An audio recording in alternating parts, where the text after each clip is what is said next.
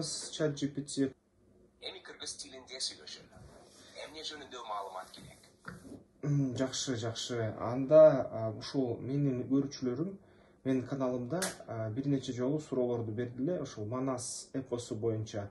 Манас деген киши тарыхта болгонбу, болгон жокпу? Ушу боюнча бир талкуу кылалычы.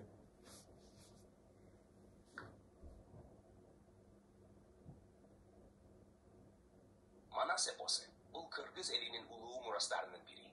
Бул эпопеяда көптөгөн окуялар, баатырлар жана алардын каармандыктары сүрөттөлөт. Манас эпостун башкы каарманы ал кыргыздардын улут баатыры катары таанылган. Ал эми тарыхый чындык же жомок экендиги талкууланып келет. Манас эпосу көбүнесе маданий жана символикалык мааниге ээ. Анын тарыхый фактыларга туура келер келбеси көп учурда маанилүү эмес болуп саналат. Бул эпос кыргыз маданиятында жана кимлигинде чоң ролду ойнойт. Бирок анын көркөм баяны менен тарыхый фактыларынын ортосунда айырма бар. Манас жөнүндө сиз кандай талкуу жүргүзгүңүз келет? Ушул интернеттин баарын карап чыгып туруп, ошол маалыматты таап берчи. Окумуштуулар, тарыхчылар эмне деп жатышат? Манас эпостун мындай кандайдыр бир тарыхый негизи барбы?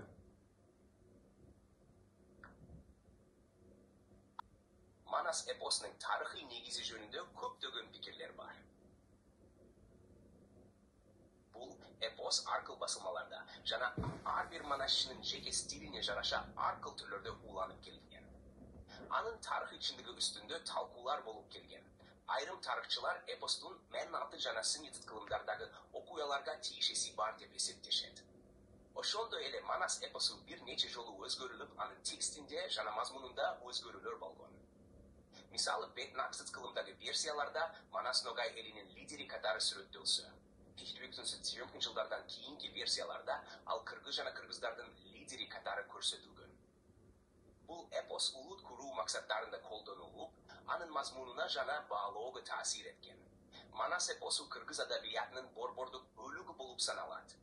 Анын бөлүктөрү кыргыз майрамдарында атайын манасчылар тарабынан айтылып турат. Кыргызстанда бул эпостун 3 бөлүмүн Манас, анын уулу Симитей жана небереси Сейтек тууралуу аңгемелер билген манасчылар улуу манасчы деген наамга ээ болушат. Эпостун жазма версиялары 65тен ашык, анын ар кайсы варианттары ар кандай тилдерге которулган. Манас эпосунун манасчылары жана анын мааниси боюнча кеңири маалыматты Википедиядан табууга болот. Эми Википедияга таянбай эле коелу. Негизи ошол бир чети тарыхчылар айтат да, Манас баатырдын ошол тарыхый инсаны катары негиз болгон, бул кыргыз кагандары болгон дейт да. Баягы кыргыз уулу державасы түзүлгөндө, кыргыз уулу мамлекети каганаты түзүлгөндө, ошол кыргыз кагандарынын бири, ошо орду балыкталган кагандардын бири Манастын мындай кандайдыр бир тарыхый негизи болгон деп айтылат да. Ушу боюнча кандай маалыматтар бар? Манас эпосунун тарыхый негизи жөнүндө бир канча пикирлер бар. Кээ бир тарыхчылар жана окумуштуулар Манасты кыргыз каанаты түзүлгөн мезгилге тиешелүү деп эсептешет. Алардын айтымында, Манас кыргыз элинин улуу каанатынын ордусунда болгон бир каанаттын бир бөлүгү катары көрүнгөн. Бирок бул айрым окумуштуулардын гипотезасы гана жана тарыхый далилдер менен кубатталган эмес. Мындай ойлор белгилүү бир даражада спекулятивдик жана көпчүлүк тарыхчылар тарабынан колдоого алынбайт. Кытайлардын булактарында Манас боюнча эмне деп айтылат? Байыркы Кытайдын тарыхчыларынын булактары боюнча карасак.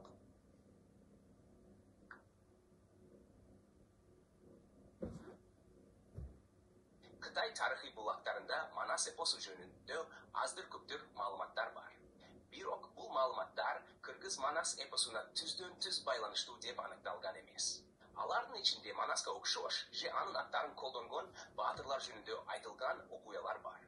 Бирок бул булактардын маалыматтары Манас эпосу менен кандайча байланыштуу экендиги боюнча кеңири иликтөөлөр жана талдоолор зарыл.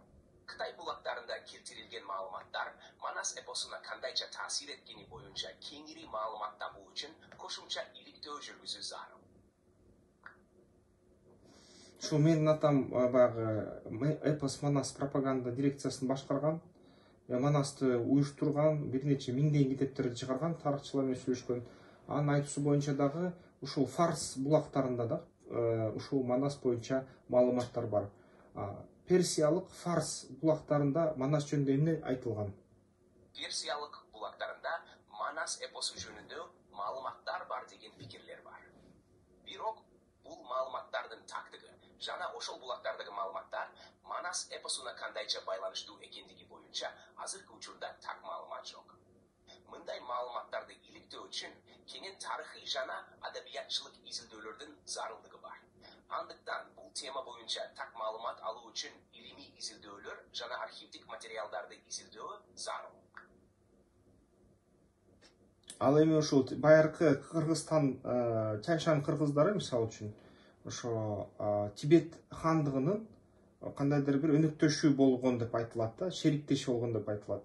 Ошондо Тибетте дагы Манас боюнча маалыматтар бар деп айтылат да. Тибет санскрит сөздөрүндө да, тибеттерде сөздөрүндө, тилдеринде да Манас деген сөз бар деп айтылат. Ушул боюнча кандайдыр бир интернетте ошол окумуштуулардын тарабынан жарыяланган статья, ошол макалаларда маалымат барбы? Манас эпосу боюнча Тибет жана санскрит булактарында маалыматтар бар экендиги тууралуу аздыр көптөр маалыматтар бар. Алгачкы жазылган Манас эпосунун версиясы 19 кылымдын ортосунда Чокан Валиханов тарабынан жазылган. Андан тышкары эпостун бир нече сабы тууралуу 15-16 кылымдардын аягына же башына карата перс тилинде жазылган тарыхый эмгекте табылган. Бул Манас эпосунун буга чейин бар болгону тууралуу кепилдик бербейт. Бирок бул эпос кыргыз эли үчүн чоң мактаныч жана 1995 жылы Кыргызстандын эгемендүүлүгүн жарыялагандан кийинки 4 жылдан кийин Манас эпосунун 1000 жылдыгын улуулук менен белгилешкен. Манас, Симетей жана Сейтек эпосторунун ичилтиги 2014 жылы ЮНЕСКОнун адамзаттын маданий мурасынын репрезентативдүү тизмесине киргизилген. Бул ичилтик кыргыз элинин тарыхый эс тутумун чагылдырып, ар кандай коомдук иш-чараларда, майрамдарда жана майрамдарда аткарылып, жаштарга өз тарыхын жана маданиятын, табигый чөйрөнү жана дүйнө элдерин түшүнүүгө, ошондой эле өздүк кимдигин сезүүгө жардам берет. Манас эпосунун бир нече жүздөгөн жазуулары бар, жана ал Кыргызстан, Афганистан жана Кытай, Шинжаң аймагындагы ар кандай манасчылар тарабынан аткарылган. Бул асизилденген эпос Орта Азиядан Анатолияга чейинки башка түрк эпостору менен көптөгөн бирдиктүү элементтерге ээ. Мындай аудио жазуулардын көпүрөө көтөрүлүшү бул адабий шедеврге кызыгууну арттырышы мүмкүн. Ал фильмдерге, операга, балетке, либреттолорго, илимий басылмаларга, графикалык романдарга жана башка көркөм адабияттарга илхам берген. Кошумча дагы ушул суроода дагы ушул Израилдин еврейлердин мындай Манассия деген аттары кездешет да, ошол Манассия левиттердин ошо тукумуна кыргыздар тиешеси бар дейт да. Ошол канчалык чын, анан ошол Манассия тукуму еврейлерде Манас эпосу менен байланышы барбы? Кыргыз Манасы менен библиялык Израилдин Манасия уруусунун ортосунда түздөн-түз байланыш жөнүндө азыркы тарыхый жана илимий далилдер жок. Библиялык Манасия уруусу Израилдеги 12 уруунун бири болуп, Жозефтин улуу уулу Манасе деп аталган. Ал эми Кыргыз Манасы кыргыз элинин маданий жана тарыхый салттарында маанилүү орун ээлеген эпостук баатыр. Бул эки инсандын ортосундагы байланыш жөнүндө аныктама же тарыхый маалыматтар азырынча жок, жана алар бири-биринин бөлөк маданий жана тарыхый контексттерде пайда болгон. Манас жана Манасе эки ар түрдүү маданияттарда маанилүү ролдорду ойнойт. Бирок алардын ортосунда түздөн-түз байланыш жок. Бул эки фигуранын ортосундагы окшоштуктар жөн гана кокустан болушу мүмкүн. Алардын ортосундагы байланыш жөнүндө берилген маалыматтар чындыкка дал келбеши мүмкүн. Түшүнүктүү. Ал эми бүгүнкү күнү ушуну айта алабызбы? Ошол Манас эпосу бул деген көбүнчө ошол мындай тарыхый жана маданий кубулуш, бирок тарыхый мындай Манастын прототиби, Манастын негизи болуп отурган инсаны болгон жок деп айтууга туура келеби анда? Манас эпосу бул Кыргыз элинин маданий байлыгы жана тарыхый мурасы.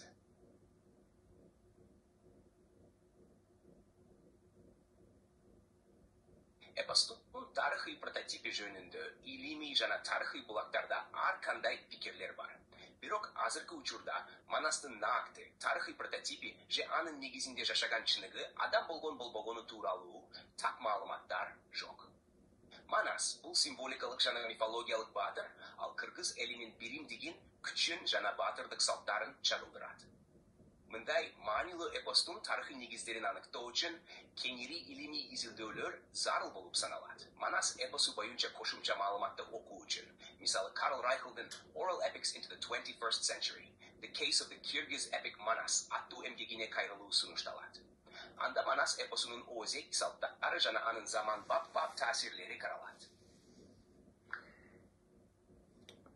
Демек анда бүгүнкү күнү ушул Манастын тарыхта болгон ошол негиз болуп берген инсанды табыш үчүн дагы бир нече иштерди алып барыш керек деп ойлойсуңбу? Дагы бир нече изилдөөлөр жүргүзүш керек деп.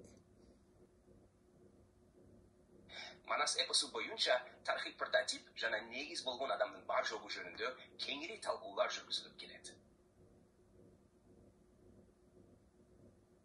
Азыркы таанылган маалыматтарга ылайык, Манас эпосу оозеки жана жазма традицияларда кеңири жайылган. Бирок эпостун бирдиктүү жана наакты прототипи жөнүндө илимий коомчулуктун ортосунда дагы деле талаш тартыштар бар. Манас эпосунун көптөгөн версиялары бар жана ар бир версия өзгөчөлүктөрү менен айырмаланат. Бул эпос Кыргызстанда гана эмес, башка борбордук азиялык элдердин маданиятында да маанилүү ролду ойнойт. Манас эпосу боюнча жүргүзүлгөн изилдөөлөрдүн айрымдары эпостун курамы, сюжети жана идеяларын талоого багытталган. Бул изилдөөлөрдө эпостун беммес жана эн алты кылымдардагы жазылуу тарыхы, ошондой эле анын оозеки жана жазма версияларынын арасындагы өзгөрүүлөр каралган. Манас эпосунун алгачкы жазылган версиялары 19 кылымда Шокан Балиханов жана Василий Радлов сыяктуу окумуштуулар тарабынан байкалган. Мындан тышкары, Манас эпосунун үстүнө көптөгөн илимий изилдөөлөр жүргүзүлгөн. Анын ичинде бул эпостун Кыргызстандагы маданий мурас катары кабыл алынышы, анын коомдук жана маданий маанилүүлүгү, ошондой эле анын заман бап коомдогу орду жана таасири талкууланган. Жалпысынан алганда Манас эпосу боюнча изилдөөлөр бул эпостун маданий маанилүүлүгүн жана ордун көрсөтүп, анын Кыргызстандын маданий жана тарыхый мурасында кандай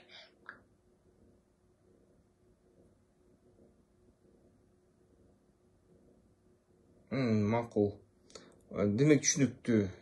Интернетте терең карасак, окумуштуулардын китептерин карасак, аяктан бул боюнча жумуш жүргүзүлбөптүр. Негизи ошол орду балыкта алган каган бар дейт да, Кытайдыкы. Ошол атам үйгө алып келген материалдар боюнча карасам, ошол Ци Инцүн Сенмин деп кытайлар жазыптыр, бирок кыргызча аты жазылбаптыр да, ошол эмгичектин транскрипциясы жазылбаптыр. Ошол каган келип туруп уйгур каганын жеңет, орду балыкты басып алат. Жана ошол орду балык бул бүгүнкү Бейжинди басып алып туруп, ошо кыдандарды жеңет. Кыдандар бул кара кытайлар, ошолор Кытай деп аталган себеби ошондон да. Анан ошондой ушул Кытайга, түндүк Кытайга үстөмдүк кылат экен да. Ушундай кандайдыр бир нерселер айтылган тарыхый булактарда, кытайлык тарыхый булактарда айтылган болчу. Ал эми баягы ал нерсе түзмө-түз аты Манас деп айтылбайт да. Бирок ошо Манас эпосун алсак, ошо Манас эпосундагы аталып жаткан окуялар менен ошол кыргыз кагандын, Сенмин кагандын жасап жаткан иштеринин ошо мындай биргелешет да, окшош болот. Бирок ал боюнча сенде кандай маалыматтар бар? Аны тастыктай аласыңбы же тастыктай албайсыңбы? Манас эпосунун кээ бир бөлүктөрүндө кыргыз каанатынын катарынын эрдиги жана башкаруучулук касиеттери Манастын өзүнүн сипаттамаларына окшош келет деген божомолдор бар. Бирок бул божомолдор тарыхый далилдерге негизделген эмес, алар болжолдуу жана аллегориялык түшүнүктөргө негизделген. Тарыхый чындыкта Манас эпосунун каарманы Манас кыргыз каанатынын реалдуу тарыхый фигуралары менен түздөн-түз байланышы болгону жөнүндө так маалыматтар жок. Манас бул маданий жана мифологиялык баатыр, Ал Кыргыз элинин улуттук биримдигин, күчүн жана баатырдык ар намысын чагылдырат. Эпостун сюжеттери жана каармандары көбүнесе ошол элдин маданий жана социалдык көрүнүштөрүн бейнелейт. Манас эпосу боюнча изилдөөлөр улантылып жатканда, келечекте бул баатырдын каанаттын тарыхый фигуралары менен мүмкүн болгон байланыштарын ачыкка чыгаруу мүмкүнчүлүгү бар. Бирок азыркы учурда Манас эпосу жана кыргыз каанаты ортосундагы байланышты тастыктаган так маалыматтар жок. Кытай өкмөтү биздин өкмөткө айтты эле да, Кытайда дагы бир нече ошол 40 миңге жакын документ бар дедиле да, ошол кыргыздардын байыркы тарыхы менен байланыштуу. Аны которуу кыйын, анткени Вэньянда жазылган жана байыркы Кытай тилинде жазылган айырмачылыгы бар азыркы тил менен. Андан сырткары которгондон кийин дагы ошол биздин өлкөгө тапшыруу бул өзгөчө дагы бир жумуш да.